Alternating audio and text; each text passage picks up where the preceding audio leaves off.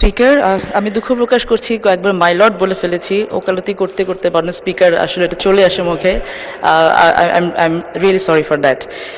আমাদের আসলে 13-14 সেই সময়টি একটি খুব অবশ্যই খুব ক্রাইসিস মোমেন্ট আমাদের সকলে গিয়েছে। মাননীয় সংসদ সদস্য, আপনাকে অসংখ্য ধন্যবাদ এই প্রশ্নটা করার জন্য।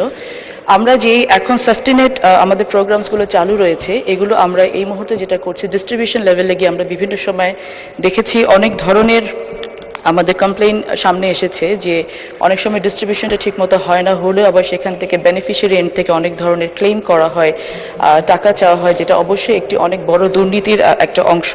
সো আমরা চেষ্টা করব আমাদের মন্ত্রণালয়ের পক্ষ থেকে ডিস্ট্রিবিউশন এন্ডটাকে যতটুকু স্বচ্ছতার পর্যায়ে নিয়ে আসা যায় এবং ভাতাটাকে আরও টাকা বাড়ানো হবে কি না এই বিষয়টা আমাদেরকে একটু সিদ্ধান্ত নিতে হবে, কারণ এই মুহূর্তে আমরা ফ্যামিলি কার্ড নামে আরেকটি অনেক বড় প্রোগ্রাম হাতে নিয়েছি।